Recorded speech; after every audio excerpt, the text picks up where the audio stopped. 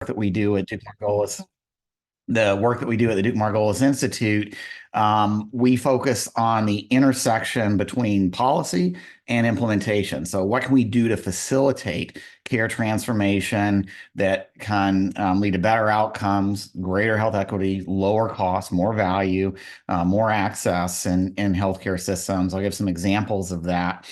And we've really been putting a lot of effort, including into working with federal and state governments to see what works and how can we accelerate those processes.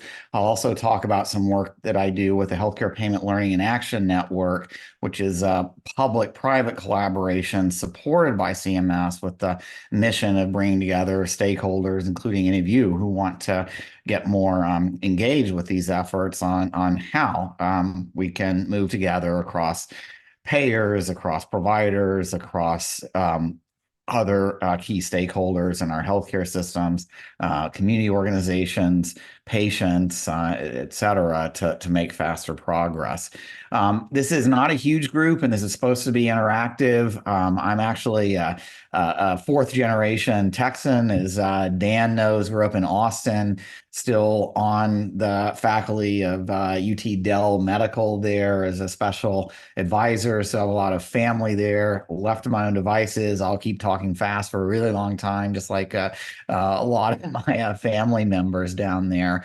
But please do feel free to interrupt at any point. I'll try to keep track of the chat while I'm talking, but so Gina, maybe you can help me with that as well, and then hopefully leave a little bit of time for discussion. So if you can go to the next slide and try to cover three main topics here. Where are we now with value-based care adoption from the standpoint of what it means for different kinds of organizations that have been paying attention to this, maybe trying to move forward, but facing some challenges and obstacles along the way. I particularly want to highlight behavioral health integration opportunities. I'm going to use this first broader setup to tee up some of the things going on now around behavioral health integration across Medicare, Medicaid, and some of the public health or non-coverage agencies that are really important, especially for behavioral health in the safety net. And then some time on some of the remaining challenges that we're putting time and effort into. Hopefully that'll tee up some further thoughts from you all about, well, okay, that's maybe the big picture for what's going on, but what does this mean for me? And I really enjoy the feedback from you all on any questions like that. Let me just start by first saying, we're in an election year. We go to the next slide, where it's a very contentious election, close, maybe different visions. Seems like maybe some different views about what would happen in healthcare, depending on how elections go in states across the country and in Congress, and of course with the president. But there's some fundamentals that are continuing to lead to growth and pressure towards value-based care, even if we haven't figured out exactly how to do it. On the one hand, we have the best technologies ever, biomedical innovations that are increasingly enabling early, more accurate diagnosis, transformative therapies or more effective therapies, you name it. When I teach my courses on healthcare value and health policy, there's always something I would leave off in the past. And, we're making progress on cancer, but, we've still got work to do on obesity and sources of cardiovascular and cardiometabolic risk. We still got problems with neurodegenerative diseases. Well, those are all changing. This is obviously gene therapies and all too. Maybe we don't fully understand the biology and of aging and how to make druggable targets there. It really is amazing capabilities. Pair that with better electronic data and analytic techniques, now LLMs and advanced AI potential. It kind of makes you wonder, well, given all of that, why have our national health trends been so concerning with increase in mortality rates and life expectancy, and reduction in life expectancy, not just during COVID, but in the whole decade that preceded it? And we finally had an upturn, 2022 headed into 2023. but still way off in terms of international performance around many of the health measures that truly matter for populations. So in terms of next slide, and not to mention that high healthcare costs, burned out workforce, all those kinds of things. It's the next slide shows, while we don't have any clear and easy solutions and haven't been able to get, there's no magic bullet that can get through the political process and everybody has strong views.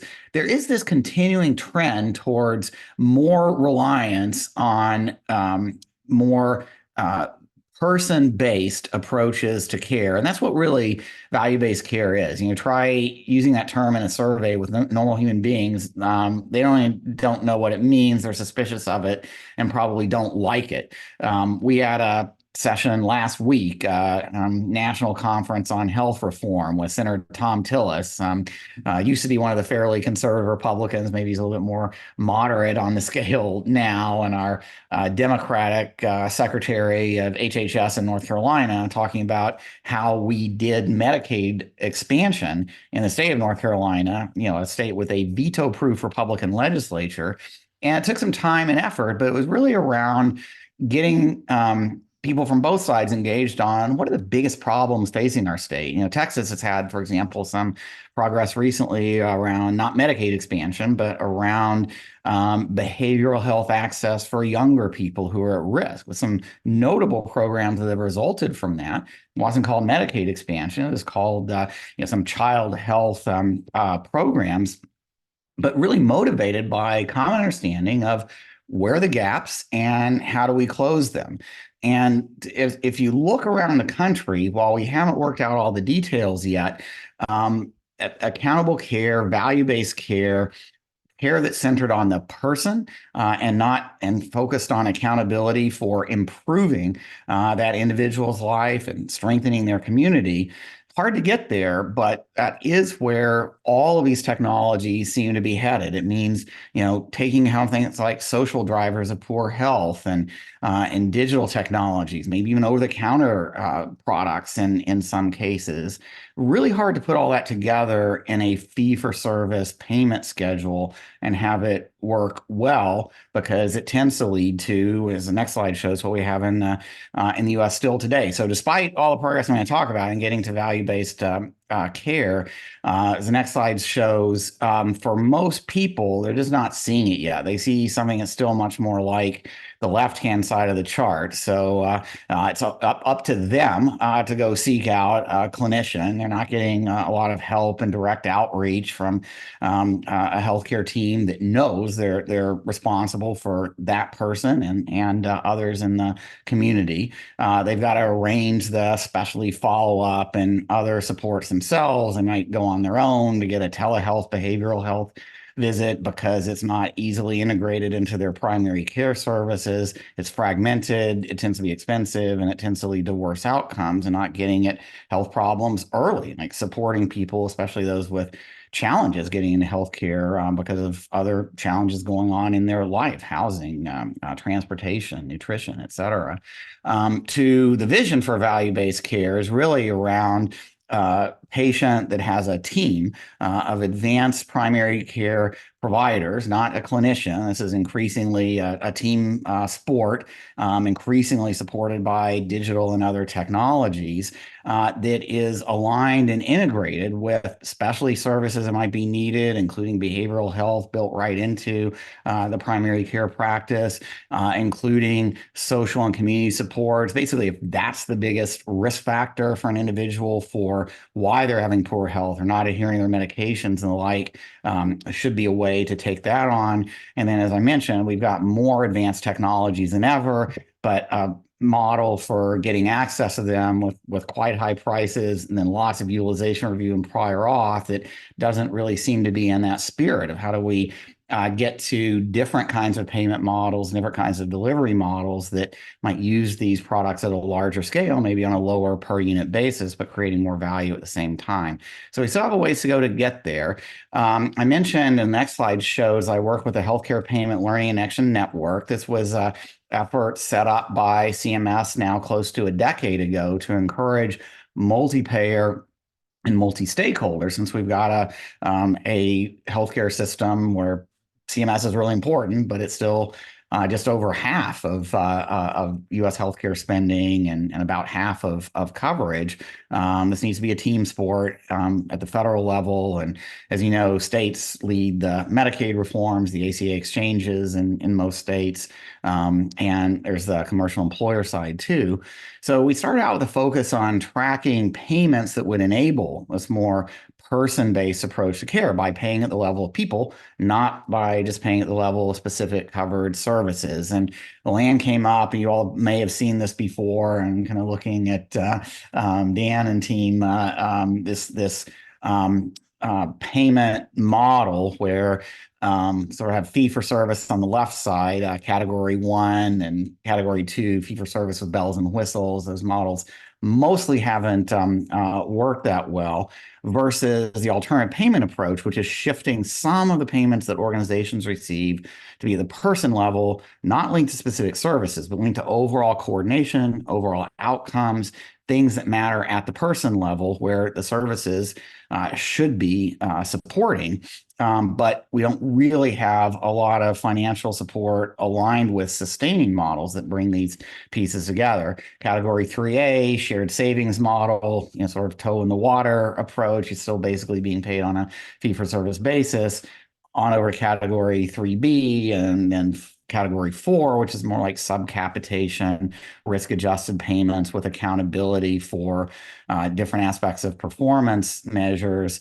Also known as downside risk models, not because really care about downside risk or not, it's a means to an end. So basically, it's more flexibility in how the accountable provider team can spend resources on behalf of their patients, not just linked to what might get paid for under a traditional fee for service, with that flexibility to pay for social services, non-covered health professional teams, digital supports, et cetera, comes some more accountability. Well, are you really getting better results for the patients? And hopefully with more experience comes a better ability to do that.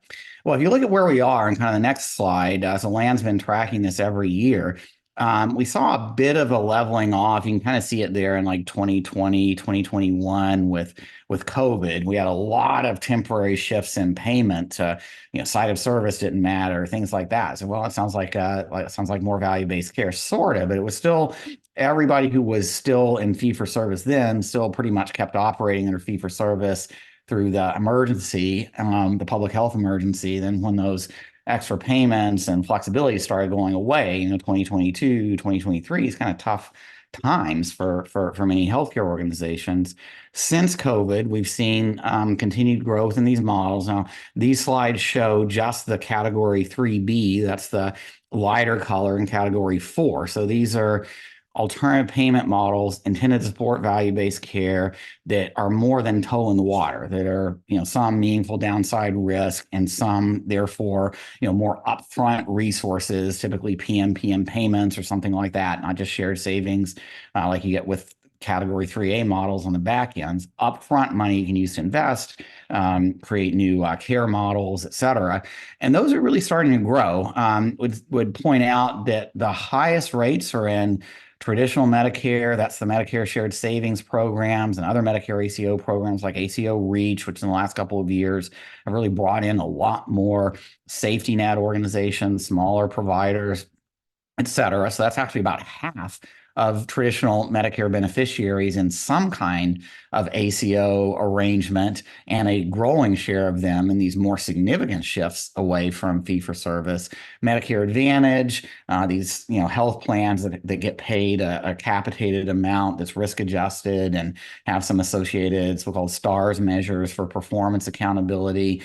Those plans are increasingly taking the overall person level payments they get and translating it into subcapitation or non-fee-for-service payments to their networks of providers. And interestingly, in the last few years, even through COVID, Medicaid has really been growing as well, especially with waivers like North Carolina got one of the first ones. We now have 13 states that have 1115 waivers that build in some kind of direct or in lieu of service payments for non-medical services intended to address health-related social needs, which are a big source of problems with access and coordination of care for many lower income and traditionally hard to reach populations. Still early days on how well these programs are working. We have an initial evaluation of ours, which started just 3 years ago, that looks promising. I can come back to that, but these approaches are growing in Medicaid. You can see that employers, commercials has been historically a little bit behind, but they're too starting to take off as well. I put in my team put in a slide, next slide from I want to just say too before leaving this one that payers overwhelmingly across all these lines of business say, despite the challenges so far, we're going to be doing more of these steps next year, the year after, kind of as far out as they can see. In Texas, this is Texas Medicaid programs where under the Texas 1115, there's some requirements to enter into, land category 3 or 4 other measures, and at least through the latest data we have, looks like those are increasing. And put an asterisk next to this since these are plan by plan activities, not necessarily multi-payer aligned, as I'll come back to, but again, upward trends. And this brings me to the next slide, which is, well, where are you going with all this? It seems like we're not there yet, but seems like there has been some ongoing progress. But what does that mean about the future, especially with election coming up and maybe some new directions? Well, this is the current CMS strategy for essentially the future of Medicare, Medicaid, and its role in the rest of the healthcare system. Dan, I had an event recently with Meena Seshamani, who heads the Center for Medicare. She, along with all the other center directors at CMS and Administrator Chiquita Brooks-LaSure, wrote this article last year, updated again this year, on what is CMS trying to do. And number one here on the left is driving accountable care with a specific goal. This is aspirational, but all Medicare beneficiaries will have access to a care relationship with accountability for quality and total cost by 2030. In other words, what that means technically is that the number on that previous chart that I showed you, that's something like, 40% for traditional Medicare now, 55% for MA, 100% by 2030. That's their goal. Now, you might say, well, that's, it's easy for the Biden administration to say. They're not going to be in office in 2030. And that still seems like a long way off. And Mark, the numbers you showed show that these models were growing. They're not growing at that pace. Well, this was actually at least this component of their strategy was one they inherited from the Trump administration. We just did an event with Alex Azar and Nancy Ann DeParle, who were involved in these reform efforts back all the way to the Clinton administration. So there's a long trajectory. And as then Secretary Alex Azar was the one who first set these 100% goals for Medicare and just about all of Medicaid as well. And if you look at some of the policies that Trump advisors and the Trump team supported in their administration, very much in the line of getting more individuals into coordinated whole person arrangements. Some of that's through Medicare Advantage and Medicaid managed care, but the Trump administration also started the so-called direct contracting models where, at least for Medicare and for some states that want to do it, Massachusetts has a program like this for their safety net ACOs, have a direct contracting mechanism where the providers or a network of smaller providers working together, a network of FQHCs, network of primary care practices, could go towards a more full risk model themselves and just get the insurance companies a bit more out of the way. So we can talk about this more, but I'm 100% confident that whatever happens in the election, this kind of movement will continue. You might even see more state flexibilities, for example, on the Medicaid side. That, like I said, there's the Trump administration that approved our North Carolina waiver to move from fee for service to paying for health through managed care plans that were accountable for social drivers of poor health with financial expansions within this accountability model to support that. And the next slide, I'm not going to go through in detail, and we can make these available afterwards if you're interested. It's kind of a summary of CMS's views on what we've learned. So CMS implemented a lot of pilots over their first 10 years. Most of them didn't show savings within the 5 years of the pilot, but many of them led to learnings and insights that enabled them to be incorporated in the overall Medicare program. So CMS is still doing some additional big 5-year pilots like that. I'll talk in just a minute about some of the ones that have been announced in the last few years, since many of them are relevant to behavioral health. But CMS has also been very clear that they think they have a core model that works, and that's through accountable health plans, so Medicare Advantage, Medicaid managed care, holding those risk-adjusted capitated plans accountable for impacts on population health, access to care, and increasingly health equity. I showed you on the previous slide that one of the administration's goals is improving health equity. That's very hard to do under fee-for-service payment systems because it's so hard to get at these direct sources of inequities. And now in Medicare Advantage, starting next year, in the Medicare ACO programs like ACO REACH, there are additional payments to the health plans that are willing to take on accountability in underserved, so-called high adversity neighborhoods. They get paid more to make an impact on health outcomes and potentially through addressing social drivers and stuff like that. So CMS and CMMI are going to continue to innovate, but they're going to do it on this chassis of accountable health plans and ACO style strong advanced primary care, with increasingly building out the supports and connections around those ACO strong primary care accountable programs for looking ahead. And you can see examples of that as, for example, back in 2016, when there were a number of ACOs in the Medicare Shared Savings Program, the core chassis program, but not that many small and rural practices and FQHC type practices. They started the ACO investment model. That one actually showed a significant impact on improving quality and reducing overall cost by supporting small primary care practices, giving them some of the upfront investment money they needed. They incorporated that into the overall chassis, the Medicare Shared Savings Program, and now they're going further. They're kind of building on it with this primary care flex model, which is going after and trying to provide a pathway for some of the smaller primary care practices that have not yet moved into MSSP. Again, that's where there's still a gap, and they're trying to get to that 2030 goal, just as an example.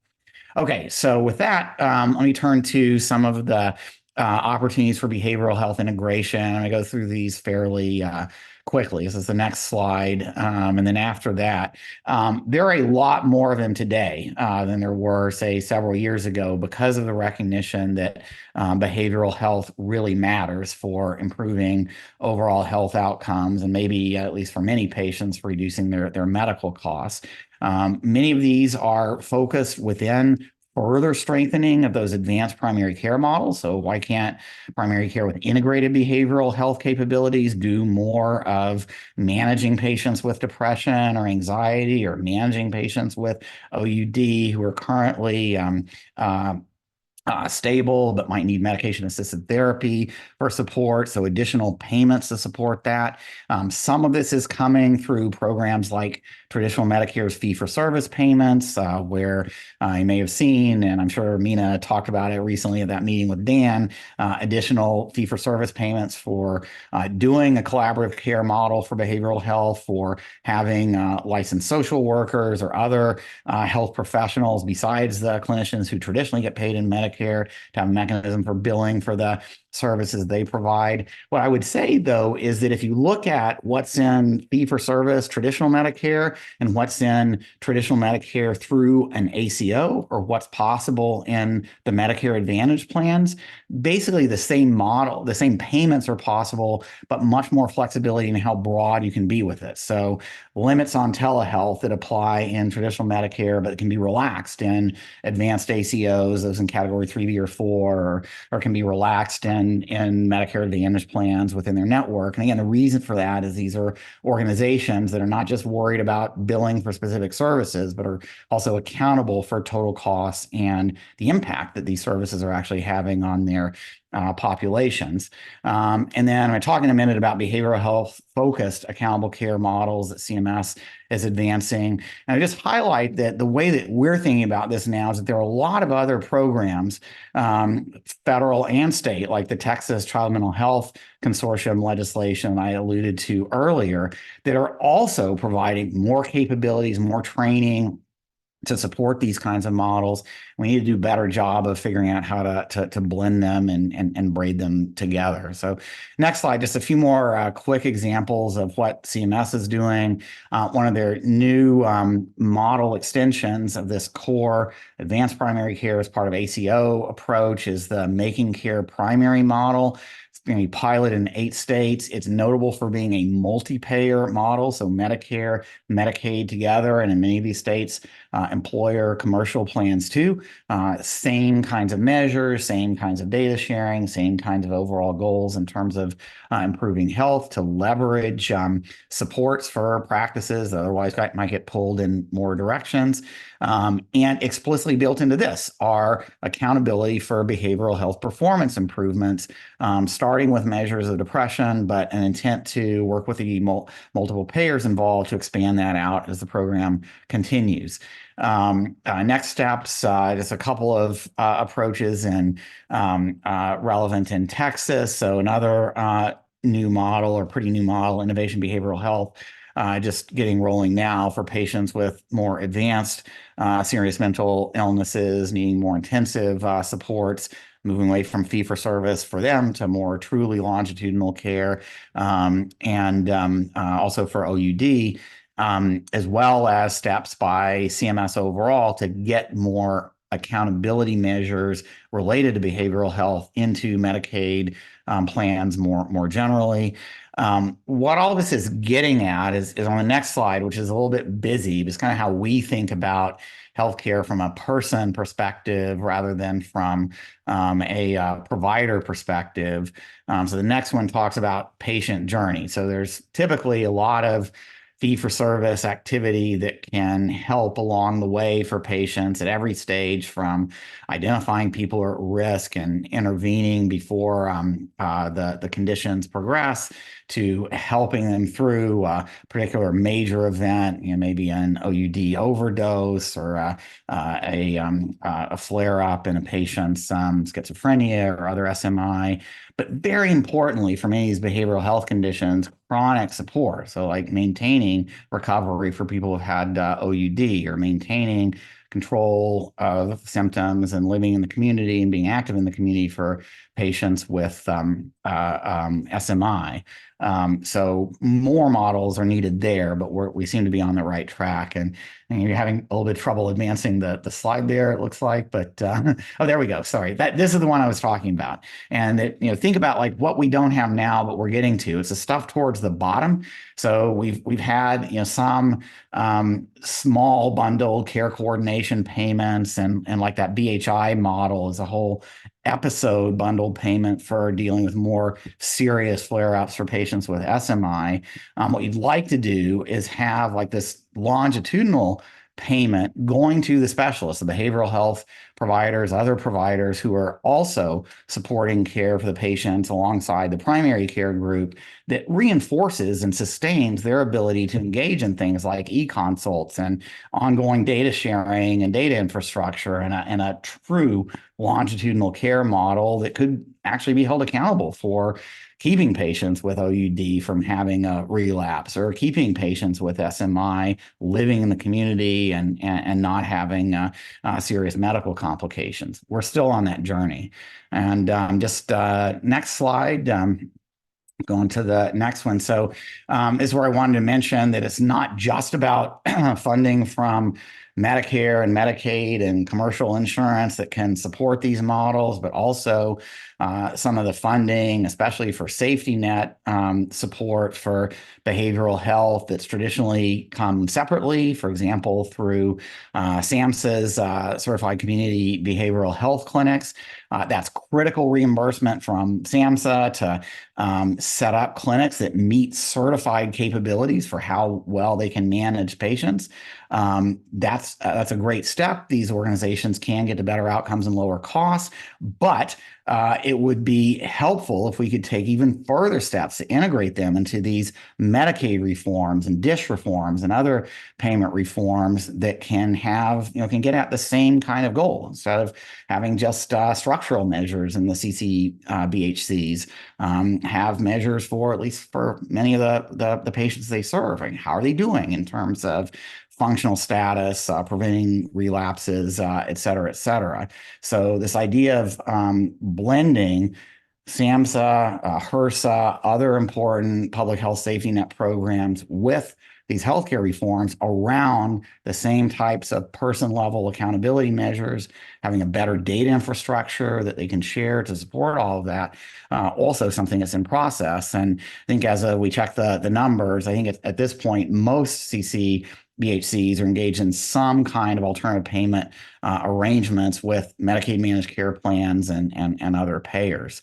I have a few more slides that I'm going to skip in the interest of time on OUD. So same issues there. We don't have good coordinated longitudinal care because we don't really do a great job providing aligned longitudinal payment supports for managing patients who are at risk of developing OUD as they go through pain episodes or other stresses. We don't do a good job. We're getting better supporting medication-assisted therapy on an ongoing basis, including in routine primary care practice for uncomplicated patients. We don't do a good job of providing add-on supports of more intensive services that aren't just about an acute treatment episode when somebody does have an emergency admission with an overdose, but not only getting them to recovery, but sustaining OUD as a effectively managed chronic condition without relapse. And there are payment models. We're working on one in North Carolina with a innovative company called Eleanor Health, and another one in Florida called Author Health, that are working on those kinds of issues under alternative payment arrangements. And the next couple of slides have a couple of examples of SUD care models. So just the last few minutes of my talking, I want to just mention a few issues for the future. So on to the next slide after this one.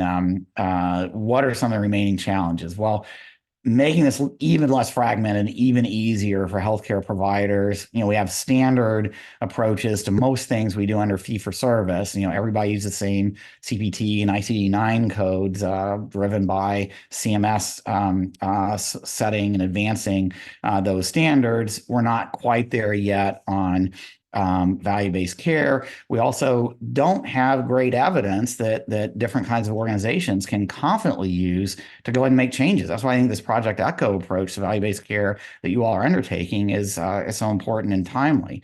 The Healthcare Payment Learning and Action Network is really about advancing all of this with a focus on doing better in health equity, someplace that an area that value-based care didn't do that good of a job of, wasn't intentional in the early years, it's getting much more so now. Multi-stakeholder alignment, we've already talked about, and increased adoption through a combination of alignment, better supports, and more certainty, more confidence about how to succeed. And the definition of accountable care here that doesn't really talk about payment, doesn't really even use the word value in it, because again, doesn't really connect with normal human beings. They care about outcomes, they care about access, they care about quality of care, and they care about the best longitudinal coordinated experience. So that's what it's all about. The next slide, oh, sorry, I was already one slide ahead there. So this next slide covers, sorry if I'm not telling you in advance, that's the one that I just talked about. And one more, what's the land actually doing right now?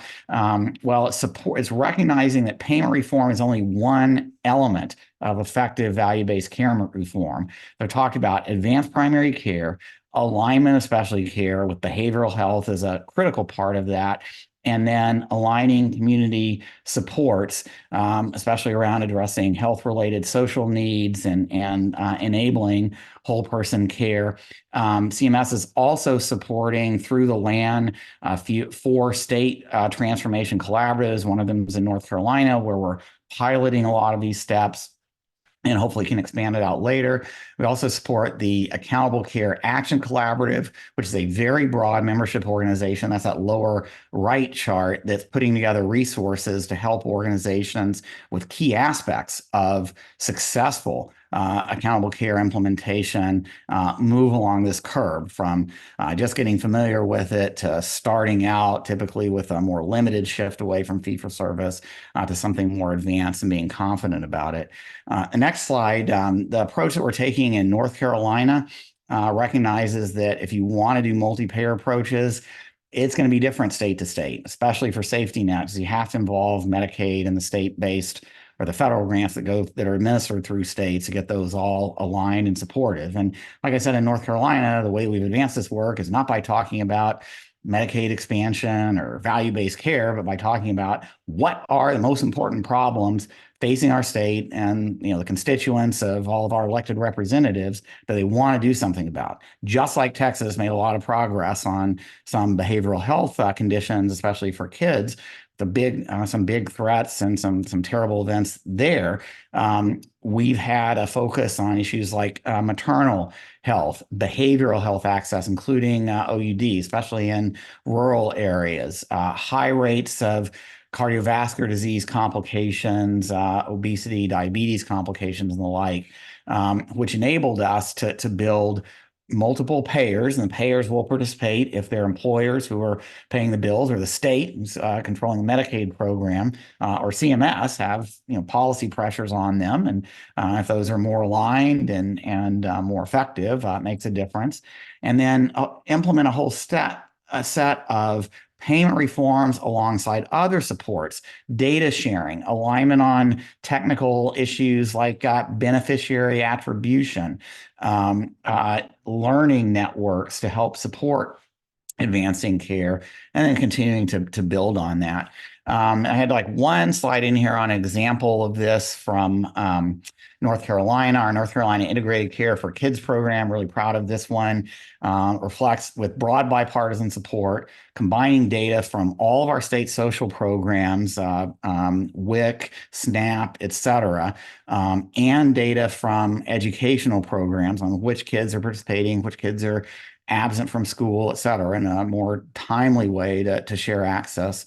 Juvenile justice, criminal involvement programs, foster care programs to build out around individual kids, and now with Medicaid expansion, families, to identify the ones that are at risk and to help target interventions that pediatricians are involved with. It might be a housing issue or a security, a safety at home issue, but they're connected now on data to identify the risk, programs that can help, like SNAP or housing assistance or things like that, and an effector arm through our Medicaid waiver. We have what's called a Healthy Opportunity Pilot Program, where they can make a referral to a community organization, and we can close the loop and see, using the linked data, whether the patient or the family's issues were resolved or not. So next slide. This has really brought together a lot of different funding streams, as the next slide shows, bringing together social service data, health data, et cetera. We're just piloting in one part of the state now. So far, so good, hoping to expand statewide. And as you might guess, behavioral health is a big part of getting this right, including Project ECHO for juvenile psychiatrist access, called North Carolina PAL. It's a psychiatry access phone line with supporting data support and other activities. I just want to go one more slide down, or sorry, three more slides down. I'm going to skip. There's some about basically this saying that this is hard, and healthcare organizations have to develop a lot of new capabilities, and in the absence of that, we don't see what seem like evidence-based, financially sustainable models getting adopted. If you go down one more, this is where I think CMS is going next. And to the extent this group is interested, would love to stay engaged with you all about like what might come after this Project ECHO. So think about where support for implementing value-based care was for the last decade. It was a lot of these big pilot programs like the ACO investment model or ACO reach, and now we're seeing episode payment models for specialty care and longitudinal care coordination models for behavioral and other types of specialty care. But we have a chassis. The harder part now to get from 30% adoption and significant but not transformative aspect within healthcare organizations to 50, 70% adoption is much more building this in at scale. And that's like a lot of how-to learning on, well, in my type of organization, if it's maybe a small FQHC that's part of a network, maybe different is what I can do next to be most effective compared to a large integrated hospital-based system where the bigger problem is probably moving away from depending on fee-for-service type payments for major procedures and imaging. So what I think CMS is going to do more of is more rapid learning attempts. We've got better, more standardized data coming from many of these organizations that are tracking patients longitudinally. I mentioned all the steps that CMS is trying to take to improve data interoperability, reduce the burden for reporting on, say, quality measures. For example, in the ONC requirements for certified electronic health records this year, most people aren't using it yet, but there's a bulk FHIR-based API that in principle can take data from your electronic record, as long as it's CMS certified, and report out directly on your performance related to diabetes and cardiovascular conditions. And conversely, under the new so-called TEFCA program, there's a pathway for health plans and healthcare organizations to share bulk data in a more timely way. For example, building on something CMS does now in its ACO REACH program, which are timely updates on Medicare claims data like within a day. So these are provisional claims. They include things like ADT feeds. You can't use them for exact amounts. Some of them may turn out to be wrong, but they've been incredibly helpful compared to traditional claims feeds. An ACO program you might get as a flat file from a health plan like a month later, and it's like too late to do anything about that information. So steps like that to make it easier to learn fast. Well, can we combine that with asking the healthcare organizations that are participating in these programs, what do you need to know more about? Is it, do proposed digital tools actually work in your healthcare organization? Is it, how do you integrate community health workers in a way that's sustainable from a financial standpoint, given you're moving into an alternative payment arrangement, and there are probably things that they could do in terms of reaching patients and keeping them engaged that your traditional staff may not be able to do as effectively. What are the specific things to test? And I think we're going to see a lot more of that coming over the next few years as we try to accelerate this progress.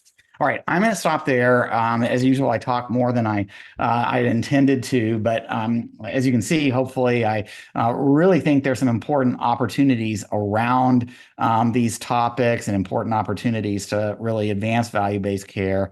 And for better or worse, I do think it's here with us to stay. And hopefully we can build on the progress that you all have made to make the next few years much more of a S-curve shape than the last ones have been. Well, thank you, Mark. That was a great talk. Really summarized well the work that I think this group has been involved with all year.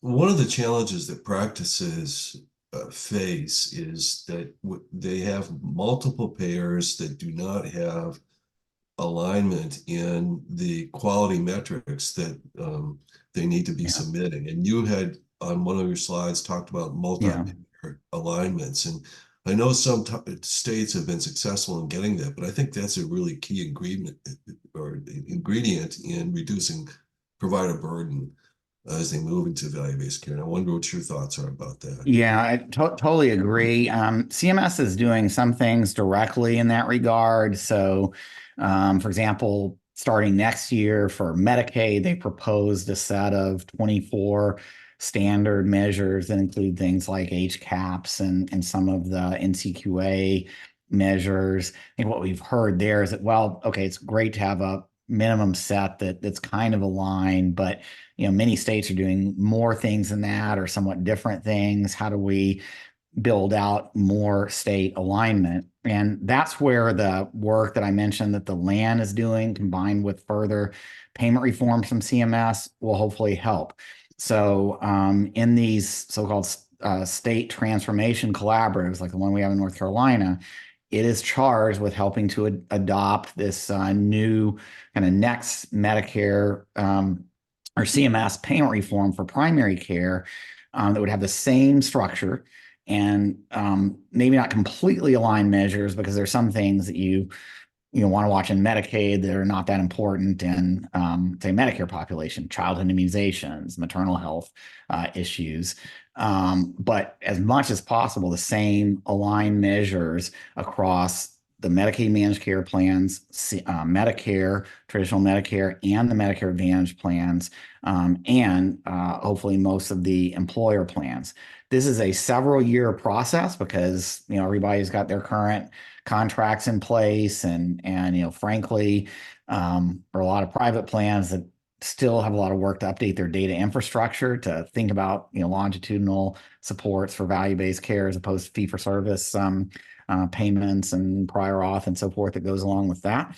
But I'm reasonably optimistic that these will help. This also fits into CMS strategy for aligning quality measures nationally over time. It's called their foundational strategy, and they're planning to build in there not just a national path and roadmap to measure alignment, but also alignment of the supporting measure definitions, as I mentioned before, pathways to enable direct data feeds via bulk sampling from or bulk collection from electronic records via standard API. CMS is already doing this for some of their measures now. They need to get the other health plans to adopt the same thing, and that's what this process is about. Say, by the way, same thing happening with some efforts between CMS and CDC. In the recent proposed inpatient rule, CMS had some standard measures for hospitals to report on respiratory infection cases. That was a big pain during COVID because the data goes to public health agencies. We have, a federal public health system with 3,300 state and local public health agencies, most of which have antiquated data infrastructure, and all of which are doing things kind of differently in COVID. So there's a lot of work to report the cases and not very standard results coming out. CDC and CMS are trying to align there too. So not just getting to standard reporting formats, but also getting the public health data to meet. So if you get a CDC public health infrastructure grant now, you have to have a plan over the next couple of years to get to where you can take data in the same electronic case formats that CMS uses for its healthcare reporting, so that those two will get connected. But so there's a lot of attention, Dan, to trying to close down these gaps and inconsistency in non-standardized measures, and it's going to still take a little bit of time, but I'm encouraged by the level of attention to it.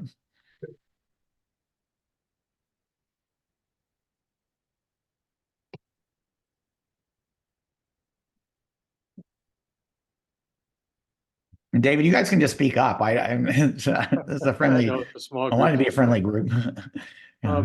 Well, I have a lot of questions, but the first question that comes to my mind is that the national academies have defined high quality primary care as team care. Okay.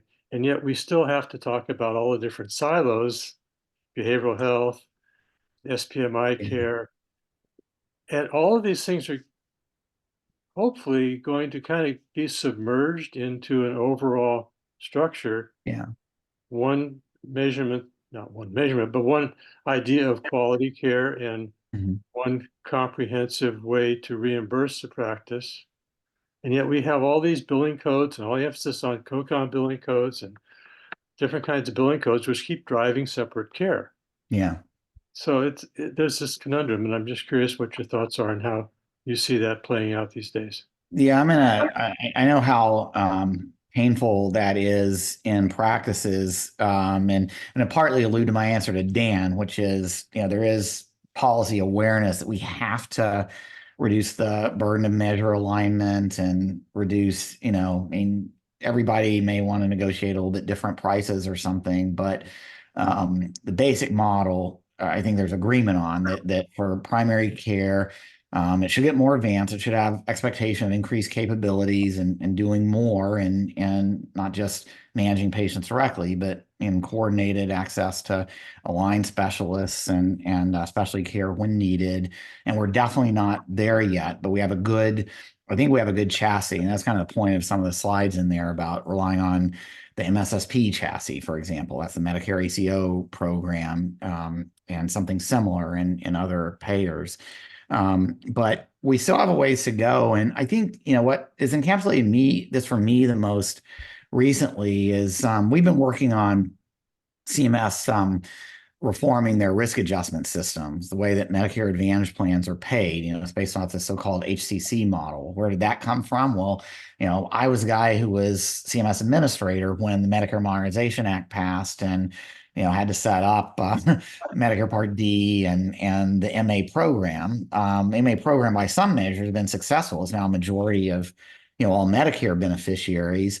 But if you had told me then, so the question I asked at the time was, okay, what's the best data we have for identifying individual patient risk and their likely impact on cost? The best electronic data that we could collect nationally and use as a basis for payment. Prior to my being there, the Medicare Plus Choice Plan was paid essentially a capitated amount based on age and sex and maybe a little bit of geography, and that was it. And that was just not good, right? Because there's so many risks that patients have, especially those from underserved communities, that just create the wrong incentives for the program. So now we're going to do a better job on performance measurement. We're going to do a better job on risk. And of course, the answer at the time to, well, what data would you use? It was insurance claims data, right? Because it was 2004. We didn't have electronic health records. We didn't have meaningful use, et cetera, et cetera. And if you had told me then that we'd be on version 28 of essentially this fee-for-service based payment system for MA, where not only the MA plans paid based on what this bad data, because the fee-for-service plans don't, I'm not sure they do a great job of diagnosing people with heart disease or diabetes or depression or other behavioral conditions early. But even if they don't do a good job of documenting in the claims because it doesn't matter for payment, right? The only thing that matters for payment is the fee for service, services and items that are covered by Medicare. That's what we're still using today. And not only that, if you're in MA, you have to produce encounter data, which means take your electronic records and you get guidance from this all the time from your health plans. Well, did you find out whether this patient has this diagnosis, and can you have a visit or something where you record it? That is not what people who want to go into value-based care signed up for. They want to get away from that. So I do think it's possible to get there from here, but it means re-asking the question of, well, what is the best way to measure patient risk? And I think today it's data that comes from the dashboards, the electronic records, and the social data and the patient-reported data that you're using to try to improve patient care. And I'm hoping that over the next few years, we can also make real progress on moving towards that, both for burden reduction and to actually reward, accurate data on patient risk and who's influencing it. Well, yeah, Maybe a longer answer than you wanted, but that's what I think. We haven't yet made the transition, but we're close. Well, the whole idea of behavioral health is not to have a diagnosis.